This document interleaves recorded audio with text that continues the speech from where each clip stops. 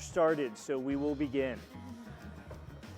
Thank you, everybody, to an incredible panel that we're really happy that Deborah brought to ASU GSV, the power of social impact organizations. You know, this conference is all about making money, and actually that's not always the most important thing in what we do.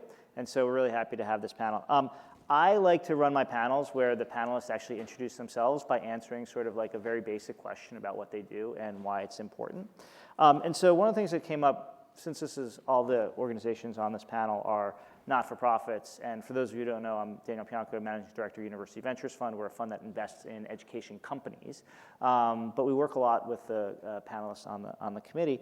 And you know, one of the most interesting things was we talked through how people should view a nonprofit when it comes to actually having impact, and that being a nonprofit was really a tax status, not necessarily a state of mind. And so I'd like for each of you to kind of go down the list and tell us who you are, and not just that, but tell us how you infuse that sort of like, we're gonna absolutely crush it mentality of the for-profit sector into your organization.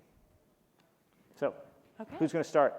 Me? Everyone's looking at you. Oh, okay. Other end, okay, good, you're up. My name's Aimee Eubanks Davis. I am the CEO and founder of an organization called Braven. We partner directly with higher ed institutions, San Jose State, Rutgers, Newark, a school in Chicago called National Louis University. And we run in partnership with them a credit-bearing course to help students who are first in their families to go to college on Pell Grants come out with a strong first job. And part of the secret to our sauce is we actually engage employers by having emerging talent in the employee world actually coach teams of 5 to 8 students through the Braven experience. And basically what we've seen, and we're about 5 years old, we went from a boot camp of about 14 students to now 1,600 students across 3 campuses, and each of our large state schools have asked us to scale up to work with close to 5,000 students per campus over the course of a year. And it's actually about the results that we've produced. The first one is actually 98% of our students are still in school or they've graduated, which for this demographic of students, I'm not gonna go all into that, many of them end up dropping out and they should not drop out. The second thing that we've been able to do is really help ensure that they can get internships, because internships actually lead to jobs for any young person, but for this group of young people in particular. And when you think about the for-profit sector, we all know that all these businesses are driven by talent, and the need to have extraordinary and diverse talent is ever more so, and if we want to continue to stay a competitive country. And then finally, our students are outpacing the national average in terms of job attainment by 23 percentage points, and they actually are earning their parents in 5 semesters in terms of making more money, literally, than their parents. And how that impacts the country is that the debt load is about $1.4 trillion.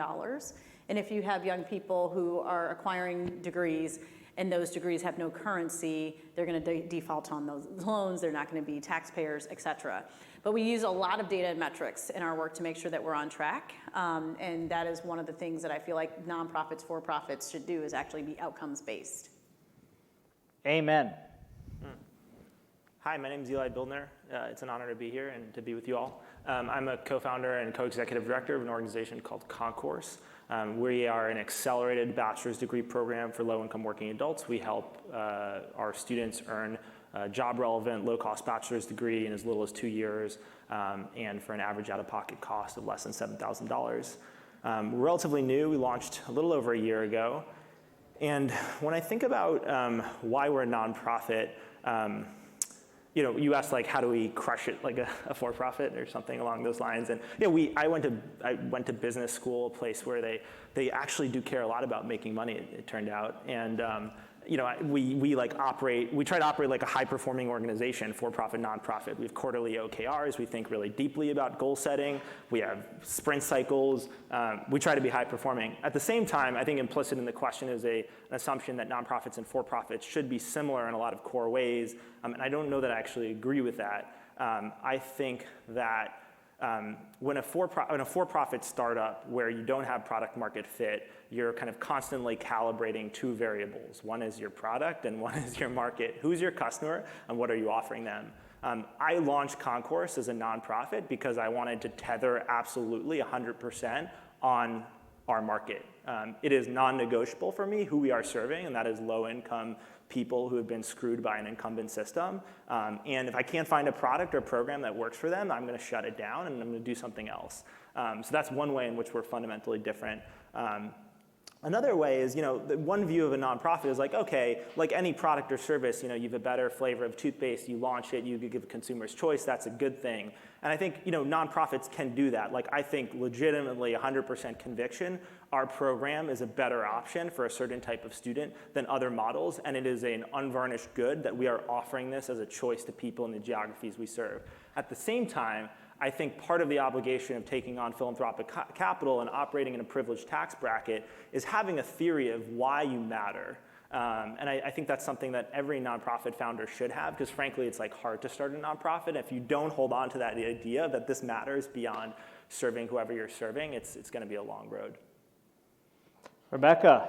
Hi, I'm Rebecca Tabor. I'm the founder and CEO of Merit America. So we are a new nonprofit that is building a pathway from low-wage work to middle-skill careers for the 50 million working adults who don't have bachelor's degrees. And so we're really focused on what is the fastest way to get someone who's working in a dead-end job in food service, retail, the gig economy, who has tons of potential, tons of talent, but doesn't have that degree, into a new career where they can continue advancing and hopefully earn the higher ed degree over time.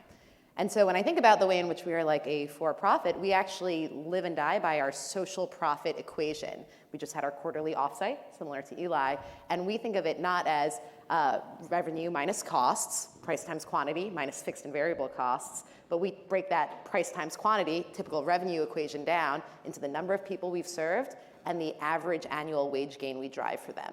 So we're really looking at, okay, we're going to reach 1,000 people in 2020, and of that, we're going to do an average of a $50,000 3-year wage gain. And so that is our revenue, and then what are the costs, both fixed and variable, to get it there. So everything is designed to do, that real rigor of results and a talented team of people who really are comfortable working across sectors to make this mission happen. To build on Eli's point, though, the way we're not like a for-profit and what is really a privilege that we get to pursue is that we are focused on creating value, but we don't have to be as obsessed with capturing all of the value we create. So for us, we can succeed by helping non-traditional workers go from where they are into a better career, continue advancing over time, hopefully driving hundreds of thousands of dollars in lifetime earnings, but our success isn't based on capturing all of that for ourselves. So we are creating that social value, and that I think is a real privilege. Social return on investment. All right, Marie, you've got a different perspective. Go ahead. Yes, hello everyone. My name is Maria Rose Belding, and I am the co-founder and executive director at the Means Database. We are a nonprofit communication platform for emergency food providers and their donors. So in English, we built an app that allows grocery stores and restaurants and other folks who make food for a living to post that food and allow local soup kitchens and homeless shelters and other emergency food providers go get it. We work with about 3,000 of those nonprofits spread across all 50 US states, DC, and Canada. I am a college senior. I graduate in 3 weeks. Thank the sweet Lord above. And I am extraordinarily privileged to lead this team, of which I am the oldest day-to-day staff member.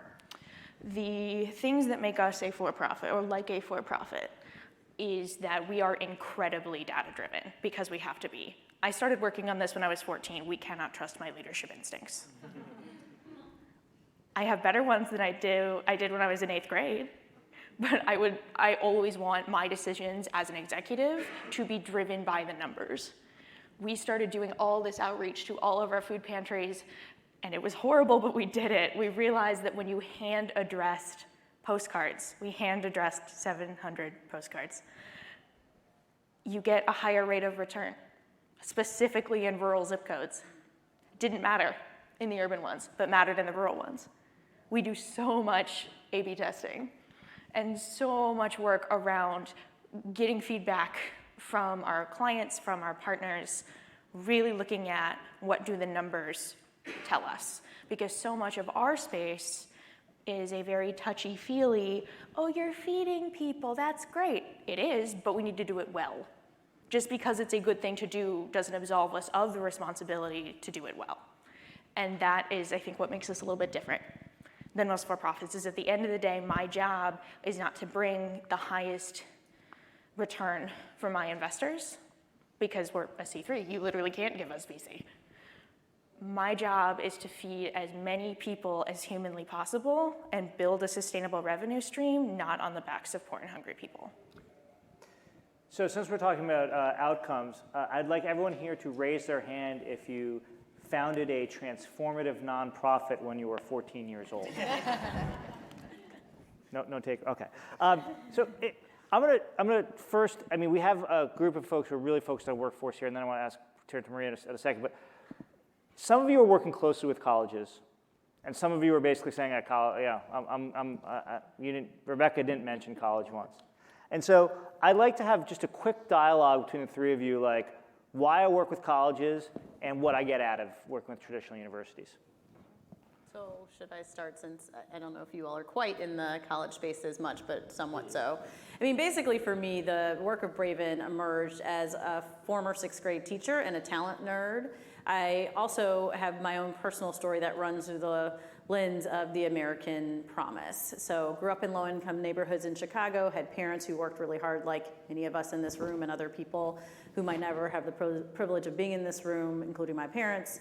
And basically, it was never lost on me that what they had sacrificed to ensure that my older sister and I had additional economic opportunities the older we got, that I should then try to do that for others. I started teaching 6th grade in New Orleans, Louisiana. My 6th graders are now in their early 30s. When they were coming out of college, I happened to be running the largest human capital engine in education, which was Teach for America's Human Capital Shop. We had 50,000 young people applying every year to the teaching corps. We had 30,000 people applying to our staff. I sat in that role for 8 years. So just like many for-profits, we were looking at the data, 80,000 data points a year. We'll start to tell you a very interesting story. And then also the real life stories of my former students started to play out before my eyes, where they were coming out of colleges, some amazing ones, and they literally were not able to compete to get into the Teach for America teaching corps, where I had helped to do the selection model, which was just beyond upsetting to me as their former teacher. But also as a talent nerd, I was just like, we're just wasting a lot of talent actually for the country that should be going directly from college into the workforce strong, and also as a touchstone for the American dream.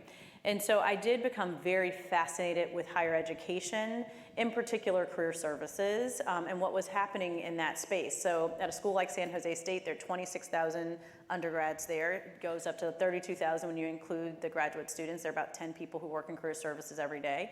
At a school like Rutgers, Newark, there are 10,000 young people there. In undergrad, there are about 12,000 students when you include the graduate students. There are 4 people on a good day who work in career services. And yet those schools are 53% Pell eligible, and that means that students' families are earning $50,000 or less as that young person enters school. Many families are earning $20,000 or less. And so they really have been banking the entire thing on this young person matriculating through higher ed and coming out on the back end with a job that earns them the right, as they have gained the right, into the American middle class. And what you just realize over time when you're sitting in the seat that I was sitting in, was that somehow there had to be a partnership with higher education. There are 1.2 million young people a year and growing who are first in their families to go to college and on Pell Grants, and only one of them out of 4 will come out with a job that actually is worthy of that college degree. And so for me, it just became a moral imperative to try hard to work within the system. And I've actually been pleasantly surprised how there are people within higher education, including the big bureaucratic state systems, that really do understand the need to innovate and the promise that they've made to students, as they also are collecting a lot of money from them and or putting them or shackling them with debt, that it's really important to ensure that they come out on the back end with a degree that has currency. But it really was the practical, being a former teacher, a talent nerd, and an employer that really needed people to have a bachelor's degree, and then to watch my own former students not to be able to get over that bar. I was just like, this is just not okay. Yeah, it's almost unethical to put someone in a position where they're bound to fail, right? Mm-hmm. Now, I'm going to ask Rebecca to just take her down and say why you're not taking colleges. Well, I will never do that because I absolutely love what they're doing, and I think it's both, right? Yeah. So you talk a lot, we all talk in this country about 2 Americas. There's urban America, rural America, there's Dems and Republicans. We think of it as 2 Americas in the very simple sense that there's a population in this country that has the deal of the American dream, which is if you work hard, you can get ahead. It's what I grew up with. I think a lot of us here today grew up with that deal, which was work hard at the schools you go to, and you will continue to be able to get that next step. But the other America, which tens of millions of people are living in, is you can work as hard as you like, and that is not going to translate into advancement. And the reason that's such a problem is because, again, we have now, for the higher ed system's failings, we have tens of millions of people today who can't go back to college because they have full-time jobs, they've already used up their Pell Grants, they already have higher ed debt, and so that's not a realistic option. They can't work their way up in their careers because there is nowhere to go up in the jobs they're working in.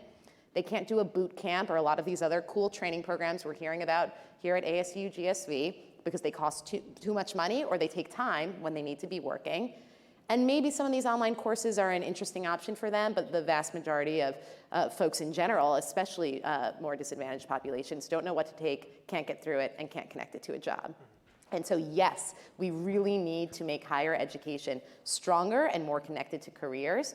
But if that is all we do, we will forget about the tens of millions of people who already tried that.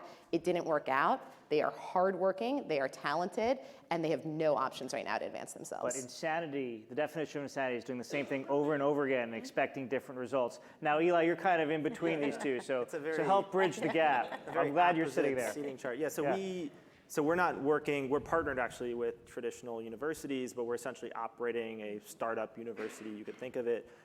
And I've been involved in non-degree based training programs and coding boot camps. Doesn't really play at Coursera, where I know Becca from, and coding boot camps are exploding. 20,000 graduates from coding boot camps. Like, why don't we just start a coding boot camp? So here's how I think about it. Who here has ever hired anyone for an organization? Just like quick show of hands. Okay.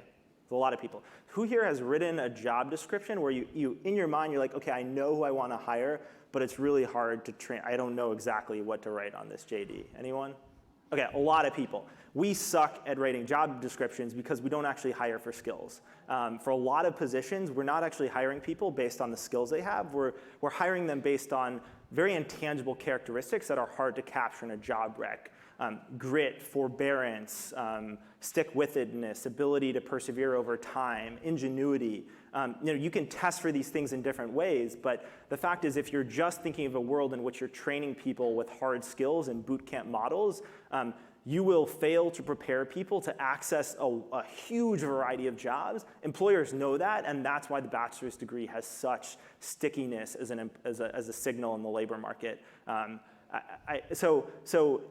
Ultimately, I think I 100% agree with Becca's characterization. It's not an either or, it should be a both and. We should be building higher education programs that equip people with the credential that signals all the things that we needed to signal and the kind of skills and social capital that enables them to get good jobs. So I see all of our work as very interconnected, but I think that's why higher education. The other really quick point is that I always think about where is the money? So in the US, Daniel, this is a nonprofit panel. Okay. We don't talk about money Okay, here. no money. Okay, where is the money? In the US, we spend $10 billion a year on workforce. So that's all under the WIOA, Workforce Innovation Opportunity Act, spend $10 billion a year. Higher ed funding, just grants. So literally money that states and federal government are putting in students' pockets based on a bunch of characteristics, $40 billion, 4 times that amount. So if you're an adult in this country, you have a much better chance of accessing higher ed money to upskill than you do workforce money, and that's why higher ed. Maria, I was going to ask you a different question, but if you want to jump in, go ahead. I want to just add something so what I love about what all 3 of you are doing is making it possible for people to get an undergraduate degree and work. Obviously, I have had an atypical undergraduate experience because I've been working 40 hours a week, the 40 hours plus, if we're honest with ourselves. Those 40 hours plus aren't the usual undergrad job because I'm running a company, but my 40 hours are not any less legitimate than the 40 hours of a kid who's working as a barista to make it through. I am a pre-med, and it's hard for me to compete in these classes with these kids where mommy and daddy pay for everything, and all they do is study. They have 40 extra hours a week to study for these classes. It's really, really tough to work to support yourself in undergrad, in the traditional undergrad model. So anything you can do to make that possible is enormous. So should we, for the classic 18 to 25-year-old who isn't necessarily going to have their parents pay for higher education, should the norm be to opt out of the existing system? just have such a hard time with that, and maybe it's one, from my own personal background, and two, having 3 children who are growing up with a different set of privileges than I have. And just the practicality of saying to people, when we know that this degree has real currency, and it is a signal, it still is a signal out there in the world of the labor market, and maybe that will, shift over time. We have yet to see that be true. You basically then set a group of people up to never have the same amount of earning potential. So, for example, in the world of Braven, I just want to maybe ask a question poorly. Like, should ASU basically have a track which results in the same degree at the end of it, but just accommodates the fact that you need to work 40 hours a week? Sure. Yes, for sure. I could totally see that. And I would still say it's really important for young people to be able to make the choice to go to college in the way in which they would like to go to college. So I think there's just got to be a lot of options, but that a young person might be a commuter student, which is mainly what we see. So they don't live in the dorms by and large. They go to school full-time, they go to work full-time, but they really do want to step foot on their campuses and go to classes with other people. So I just want to fascinate. So do you all think the degree still matters? I mean, just real quick, yes, no, maybe. Yes. The data shows it does. Yes, no, maybe. Yes. No secondary questions. Yes. Absolutely, yes. Fascinating. Okay, so Google and all those guys are all wrong? I think that, oh, go ahead. So the degree still matters, but it's not the only thing that matters. It's not binary. And so we get asked a lot why we're not working in high schools. And it's because all of the data shows if you are, again, a hardworking, talented young person or any young person, like you will be better off over your lifetime with the current system earning that higher ed degree. We exist because that's not working, and we can't just say, well, for the 9 out of 10 low-income young people who don't earn a higher ed degree by their mid-20s, sorry, you missed your chance, we're gonna do a better job the next time around. And so you need both, but the data is there until we have employers stand up and until we have employers take education diversity on as the next thread of corporate diversity and say that we care as much about having a diversity of education backgrounds as we do all of the other factors, then the higher ed degree is still gonna have that outlandish currency that will make it the better plan A. And I think one thing that I find very useful to think about is there's a huge difference between social return and selfish return. So like credential inflation is real. Like a college degree as a pure credential is the new high school diploma. Like that's the reality of the knowledge economy we live in. Is that a good thing? No, I don't think it's a good thing, but it's real. And so, but if you're then if you're advising society as a whole, like how should you construct a higher education system that builds human capital, a degree may or may not have anything to do with it. But if you're advising a 24-year-old who's low income, who does not come from a privileged background, should you as an individual get a degree? What is the selfish return on your education? Absolutely. Yeah, and actually we just saw in the last few weeks, I mean, people with an enormous amount of privileges are paying $500,000 for their young person to have a bachelor's degree from elite school. So I just think— You didn't do that? Yeah. No, that was not an option in my household, and it's I also love illegal. that. It's also illegal. Breaking news. Yeah. But let's take a step back, because we've kind of gone down the rabbit hole of what some of the classic thing that when people come to me and say, what's the form that we should start this as? Maria, I'd like to ask, what is a nonprofit that you admire that has been formed in the last, call it 15 years, that has really scaled? The last 15 years. 20 years. I'll give you. Okay. So my original answer was actually going to be the American Red Cross. See, a lot of people say that, and it's a 100-year-old organization, and it does wonderful work. But like, what I'm kind of driving at is, in my lifetime at least, and I'm probably older than most people on this panel, we haven't seen the institution builders in the nonprofit realm in the same degree. And you guys represent a new generation that is actually hopefully accomplishing that. So, Oh, I have an answer. I I have an answer. Okay. There is an absolutely wonderful organization called Child Rescue Coalition. They are one of my fellow L'Oreal Women of Worth national honorees. They built technology that allows police to track child predators. Child predators, so people who upload, download, share, comment on child pornography, they track the IP addresses. And they can just hand a file to a prosecutor and say, here you go, and it keeps the kid from having to testify. And it results in the incarceration of the predator, which is amazing. They're a 10-year-old organization. So they're using this new tool to solve a very old, very horrifying problem. Great example. In workforce, do we see anything? Education Superhighway, not workforce specifically, but what they did was raise tens of millions of dollars to provide high-speed broadband to the country, and their results were incredible. And I think what they were able to do, and it's a real challenge as a nonprofit, is really get funders on board for a catalytic investment. So I think when we talk about scale and why nonprofits don't scale, you can't have that conversation without having the conversation about financing and the capital that's available to them. Can we talk about what catalytic capital's out there? Because actually, well, you guys shoot. Aimee, It doesn't really exist in this sector, to be totally frank.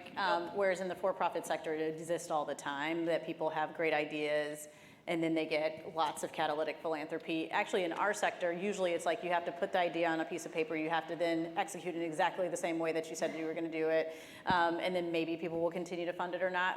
We actually got started through a very we just got super lucky where a donor actually did give us, not necessarily it was a lot of money for us, but a pretty big investment on the front end for us to pilot. Often when people ask me where did Braven emerge from, it was because we had the space to actually pilot and try different things, and it just doesn't happen in this What's sector. the size of a big capital infusion for any of your organizations?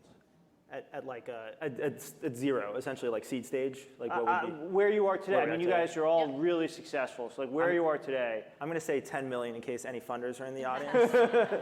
And we are looking to raise No. $10 million to drive $100 million in wage gains, which sounds like a very appealing return on investment. But again, in a world where funders are more comfortable with maybe 5-6-figure check sizes, it is difficult. Yeah, no, I think, but that's like, the reality is that, so I left business school in 2017. A lot of friends start for-profit companies. I think this is the only person who started a nonprofit organization. Like, they go out with a deck and raise $2 million in seed capital with a deck, basically with no revenue. I go out and I spend, and this isn't like a pity story, this is like just the reality of what it takes to start a nonprofit, and I think the reason why it is really hard to both have selection among good ideas and then have good ideas scale. But yeah, it took like 15 months to raise 1.7 million, probably spending 30-40% of my time throughout in check sizes of anywhere from $1,000 to $250,000. Maria's still in school, so she's raising her hand. Yes, So yeah. let's bring it back to her.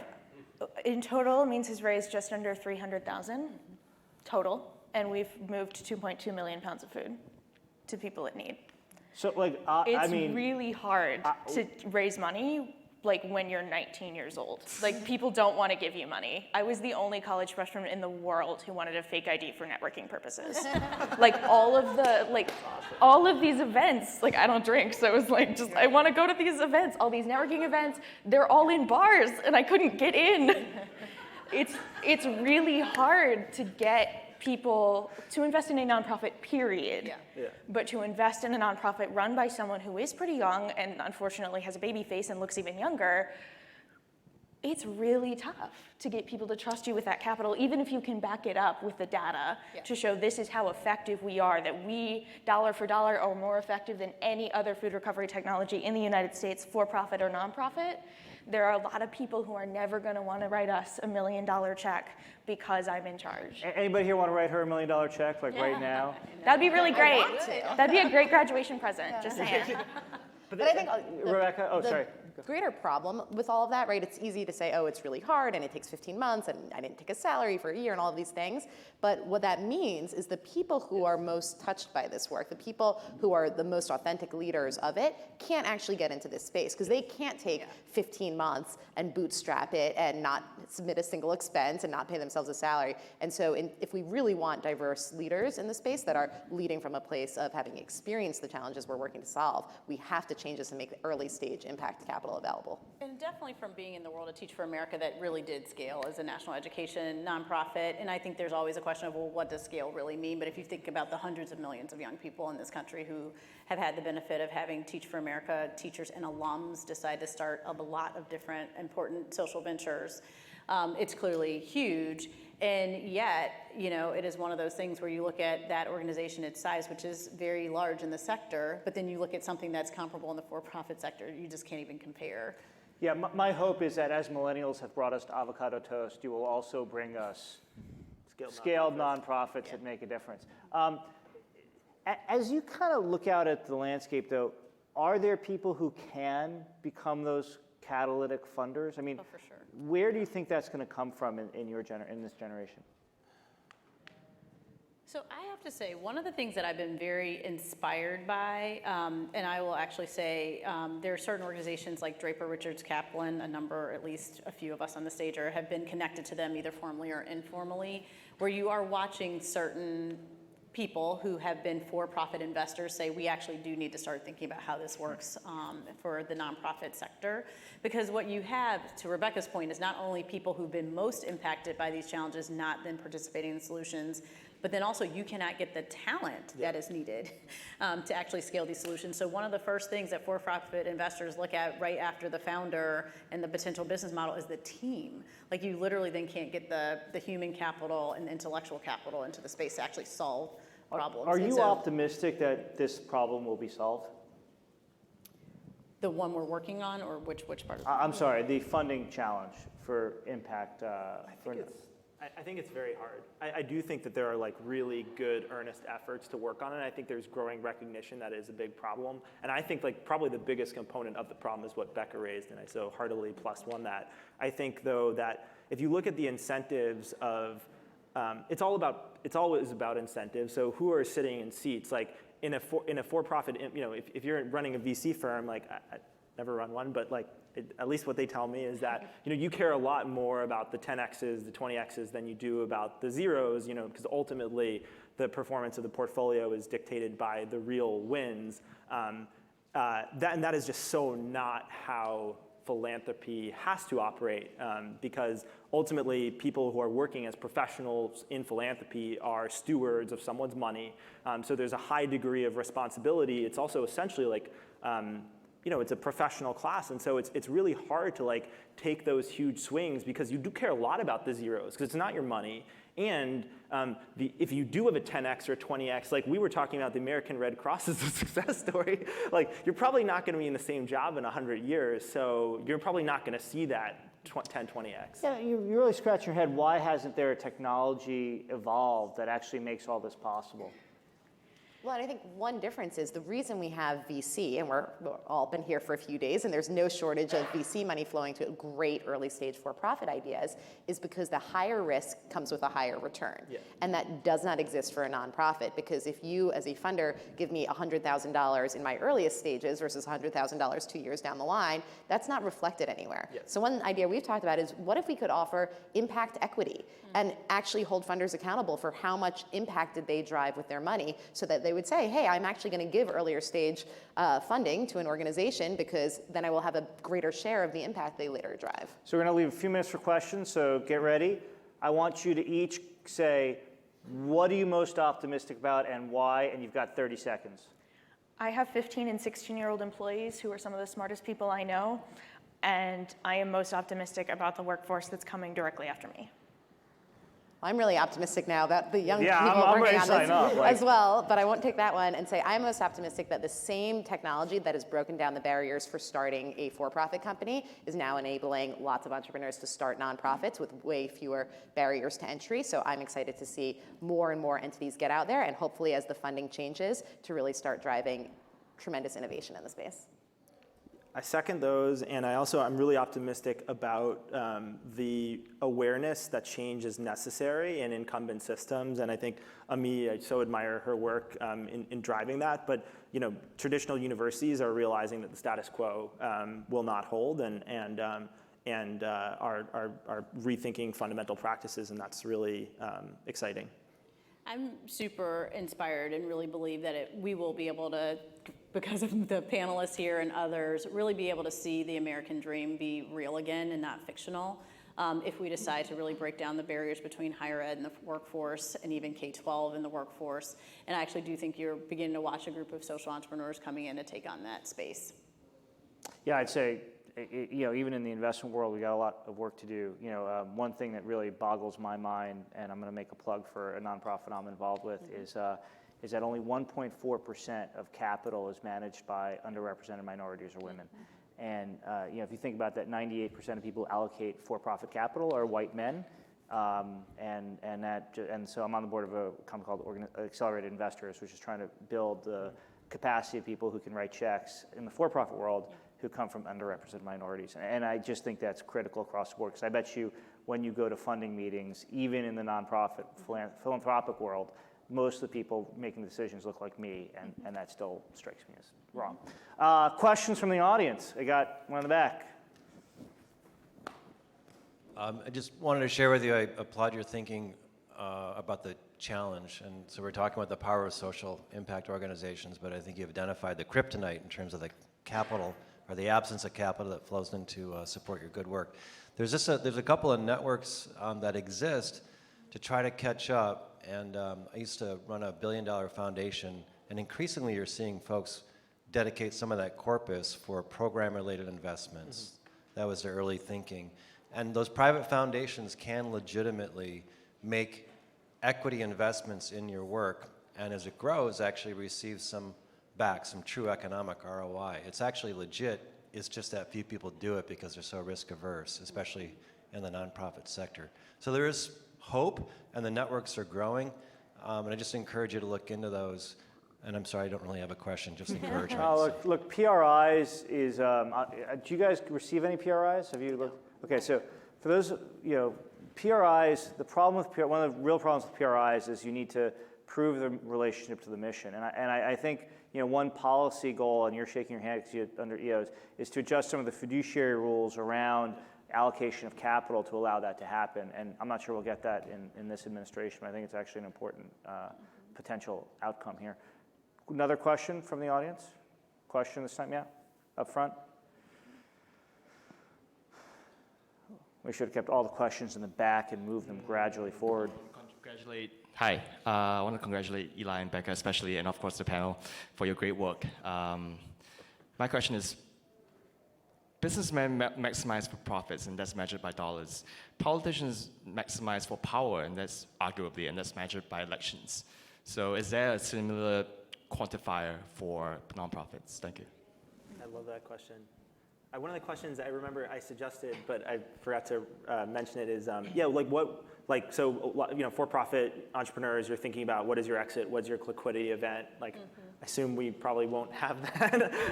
There's no pot of gold, but what is our liquidity event equivalent? So I'm just amplifying Alvin's question. Yeah, for us, it's pretty straightforward in the sense of a student that we work with is on a Pell Grant. There's a number, $50,000 for a family of 4 or less.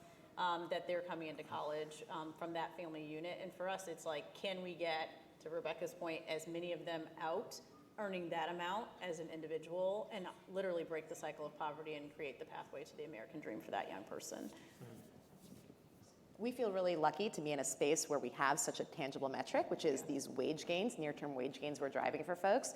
And then we're trying to couple the rigor of that data with our value system. So we could get to 50 million in wage gains by having $50,000 wage gains for 1,000 people or $1,000 wage gains for 50,000 people. And so we're trying to, again, couple this idea of having big numbers we're aiming for with the idea of, well, what is really transformational impact? So what I was telling Aimee before we started is, what is the greatest scale we can get to while making sure the majority of our participants still have a life-changing impact? We very much are an organization that treats the symptom and not the disease. The things that make people hungry are very, very complicated. We're talking about institutional racism and lack of education and poverty and substance abuse and domestic violence and lots of very complicated, interconnected things that make people hungry. But the solution to the hunger itself is literally right in front of us. The US throws away almost 40% of its food supply. 1 in 6 of our neighbors is relying on a food pantry. That's very fixable. We exist to fix that immediate need as folks like this are working on the broader reasons why people need us in the first place. We got a minute left. I was going to ask more questions, but that's a great way to end. I think you can't, I think we all, if we walk away from one thing is, make that $1,000 donation if you can, and if you can run a $1 billion foundation, write the $1 billion check, because these organizations need it. So thank you very much. I'd like to thank the panelists.